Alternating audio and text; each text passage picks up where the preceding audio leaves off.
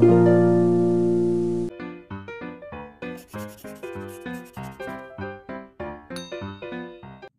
छात्रा इमाम संस्कृत कक्षा जुष्मान स्वागत पे आज संस्कृत शिक्षण कार्यक्रम को तुम मानक आम यूट्यूब चैनल तरफ स्वागत। ओडार समस्त दशम श्रेणी छात्र छात्री जो मैंने तृतीय भाषा संस्कृत पढ़ुं से आमर यही संस्कृत शिक्षण कार्यक्रम को मुझे स्वागत जनाऊँ। आम पूर्वर अभिज्ञान शकुंतलम संपर्कित शिशु वात्सल्यम एकांकिका पाठ कर सारी। आज आस से पाठटीर अनुशूलन किसी परीक्षोपयोगी प्रश्न उत्तर आलोचना करवा। मोबाइल पर्दा माध्यम आम से प्रश्न उत्तर लिखा। हाँ, जो मैंने नुआ कर चैनल को आज से समस्ते सब्सक्राइब करनी अधिक अधिक वीडियो क्लास पाइबा। आस मोबाइल पर्दा पर आम से प्रश्न उत्तर आलोचना करवा। मु समस्त को कहि खाता कलम धरी बसी से उत्तर गुड़ को लिखिने भल। ताहले आस मोबाइल पर्दा पर से प्रश्न उत्तर आलोचना करवा। आस पिला माने वर्तमान शिशु वात्सल्यम पाठटीर किछि प्रश्नर उत्तर आलोचना करवा। नंबर 1 निज भाषाया प्रायशः वाक्यत्रयेन उत्तरं लिखत। एहार अर्थ हला निज मातृभाषा रे प्राय 3टी वाक्य रे उत्तर लेख। क प्रथमा तापसी सर्वदमनस्य नामकरण विषय किं कथितवती। अर्थात प्रथमा तापसी सर्वदमनर नामकरण विषय रे कौन कहिथिले। उत्तर आमे लिखिबा शिशु सर्वदमन सिंह छुआटीर दांत गणिबा पई तार पाटी खोलिबाकू बाध्य करछि। तार पाटी हाथ पुराई खोलिबाकू चेष्टा करुछि। यह देखि प्रथम तापसी बारण करछन्ति, किंतु शिशु सर्वदमन ताहा सुनि नाहंती। एहा पर से कहिछन्ति वास्तव रे ऋषिंक द्वारा शिशुटीर नाम सर्वदमन रखा जाइछि, जे समस्त को दमन करिबारे बा अवदमित करिबारे समर्थ। ख द्वितीय तापसी बालाय मृत्तिका मयूरम दातुम कथं ऐच्छत्। प्रश्नटीर अर्थ हला द्वितीय तापसी पिलाटी को माटी मयूर देवाकू काहेकि इच्छा कले। उत्तर शिशु सर्वदमन सिंह छुआटीर दांत गणिया बलपूर्वक ता पाटी हाथ पुराई तार पाटी खोलिबारे प्रथम तापसी भयभीत हो जाइछन्ति। हुएत सिंह छुआटी चोबाई दे पारे। से सेपरि करिबाकू बारण करछन्ति, किंतु शिशुटी ताहा मानि नाही। एणु सेथिरु शिशुटीर ध्यान हटाइबा पई से शिशुटी को मृत्तिका मयूर देबा पई इच्छा करछन्ति। ग अनेनैव तावत् क्रीडिष्यामि इति कह कथं अपदत्। प्रश्नटीर अर्थ हला अनेनैव तावत् क्रीडिष्यामि बोली किए काहेकि कहिछन्ति। उत्तर शिशु सर्वदमन सिंह छुआटीर पाटी हाथ भर्ती करी बलपूर्वक खोलुथुबा देखि प्रथम तापसी प्रमाद करिछन्ति। सिंह छुआटारू शिशुटीर ध्यान हटाइबा लागि से तांको पई माटी मयूर आनिबा पई जाइछन्ति। सेतेबेले जाए ताहाले एहा सहित खेलिबी बोली शिशुटी कहिछि। घ कदा तापसी राजानं साहाय्यं प्रार्थितवती। अर्थात केतेबेले तापसी राजा को साहाय्य प्रार्थना करथिले। उत्तर प्रथमा तापसी मृत्तिका मयूर आनिबाकू कोड़ियाकू जाइथिबा बेले द्वितीय तापसी शिशु सर्वदमनर हाथ को सिंह छुआटीर पाटीरू बाहर करने असमर्थ होइचन्ति। एही समय रे राजा सेटाकू आछन्ति। तांको देखि द्वितीय तापसी शिशुर हाथ को सिंह छुआ पाटीरू बाहर करने पई साहाय्य मागिचन्ति।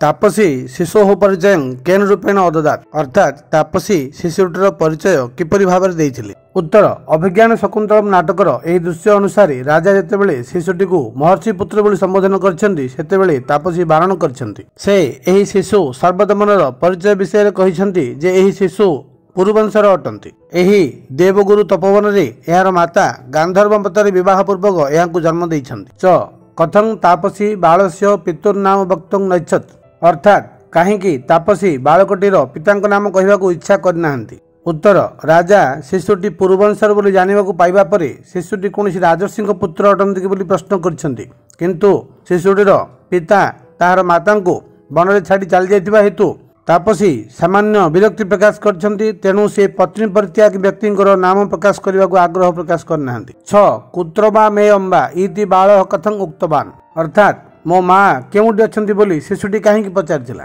उत्तर सिंह छुआ ठारू शिशु सर्वदमनक ध्यान हटाइबा लागि तापसी मृत्तिका मयूर आनि ताकू देइछन्ति एवं शकुंतलावण्यं पश्य। अर्थात एही माटी मयूरटी केते सुंदर होइछ देखो बोली कहिछन्ति। एही शकुंतलावण्यं पश्य धाटिरे शिशु सर्वदमन तांक माँ को नाम शुणिछन्ति एवं तांकर माँ कथा संगे संगे मन पड़ी जाइछि। एणु से मो माँ केउटी अछन्ति बोली प्रश्न पचारिछन्ति। ज रक्षाकरण्डकस्य को विशेष आसीत्। अर्थात रक्षा करंडक बा रक्षा ताबिजर विशेषत्व कौन थिला? उत्तर रक्षा करंडक शिशु सर्वदमन जातकर्म समय ऋषि मारीचों द्वारा प्रस्तुत करा। यह अपराजिता नामक औषधि थिला। यार विशेषत्व यह थिला जे शिशु निजे किंबा तांको पितामाता व्यतीत जदि कहीं यह तले पड़ता बेले गोटाती तेबे सही रक्षा ताबिज सर्प होई गोटाई व्यक्ति को दंशन कर। 2 संक्षेपेण उत्तर लिखत अर्थात संक्षेप उत्तर लेख। क बाल सिंह शिशु धृत्वा किंग अवदत अर्थात बालकटी सिंह छुआ को धरी कौन कही? बालकटी सिंह छुआ को धरी कही जुम्भस्व सिंह। तेबे उत्तर लिखा बाल सिंह शिशु धृत्वा जुम्भस्व सिंह इति अवदत। ख बालस्य नाम किमासीत अर्थात बालकटीर नाम कौन थिला? बालकटीर नाम थिला सर्वदमन। आम लिखा बालस्य नाम सर्वदमन इति आसीत। ग सर्वदमन इति बालस्य नाम केन कृतम अर्थात बालकटीर नाम सर्वदमन बोली किए देइथिले? बालकटीर नाम सर्वदमन ऋषि द्वारा कर देइथिला। आम लिखा सर्वदमन इति बालस्य नाम ऋषि जनेन कृतम। घ का मृत्तिका मयूरं आनितवती अर्थात मृत्तिका मयूर किए आनिथिले? उत्तर हेब प्रथम तापसी आनिथिले। आम लिखा प्रथम तापसी मृत्तिका मयूरं आनितवती। व मृत्तिका मयूर कुत्र आसीत मृत्तिका मयूर केउंटी थिला? आम कहि परिबा मृत्तिका मयूर कुटीर थिला। आम लिखा मृत्तिका मयूर उट्टजे आसीत।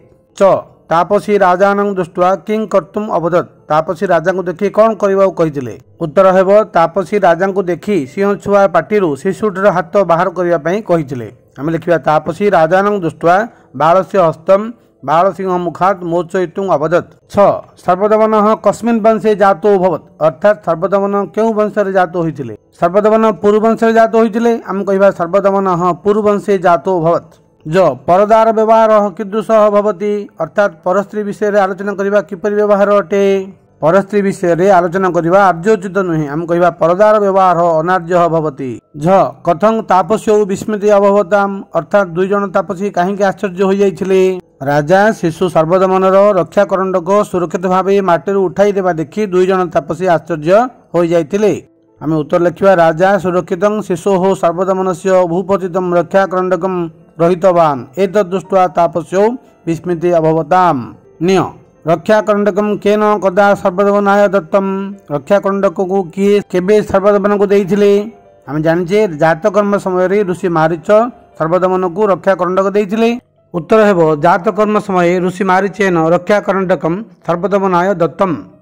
तो रक्षा करंडके का औषधि आसीत रक्षा करंडक रे के औषधि थिला? आम जानिछे रक्षा करंडक रे अपराजिता नामक औषधि थिला। आम कहि परिबा रक्षा करंडके अपराजिता इति औषधि आसीत। ठ बालस्य मातुर नाम किंग बालकोटर मां नाम कौन थिला? बालकोटर मां नाम थिला शकुंतला। आम कहिबा बालस्य मातुर नाम शकुंतला। ड नाम सादृश्यन कह वंचित आसीत नाम सादृश्य किए वंचित थिले? नाम सादृश्य शिशु सर्वदमन वंचित थिले। आम कहि परिबा नाम सादृश्यन बाल सर्वदमन वंचित आसीत। 3 बंधनी मध्यात रेखांकित पदानां कारक विभक्तिगतम शुद्धं उत्तरम चिनुत अर्थात बंधनी मध्यरु रेखांकित पद मानकर शुद्ध कारक विभक्तिगत रूप को चिन्हाओ। क कृतम ते नामधेयम क्रुज जोगे षष्ठी संबंधी षष्ठी अतसर्त प्रत्यय जोगे षष्ठी। उत्तर कौन हम लक्ष्य कर कृतम ते नामधेयम कृतम क्रू धातु त प्रत्यय अच्छी तेणु आम कहीपर क्रुज जोगे षष्ठी। ख अनेन एव तावत क्रीडिष्यामि यह द्वारा ताहले खेलिबी करण तृतीया अंग विकार तृतीया हेतु तृतीया। देख हेतु तृतीया नुहे अंग विकार नुहे तेणु करण तृतीया। ग स्पृहयामि खलु दुर्ललिताय अस्मै दानार्थ चतुर्थी स्पृह धातु जोगे चतुर्थी निर्वृत्ति अर्थ चतुर्थी अर्थात ये स्पृह धातु प्रयोग होती तेणु उत्तर हम स्पृह धातु जोगे चतुर्थी।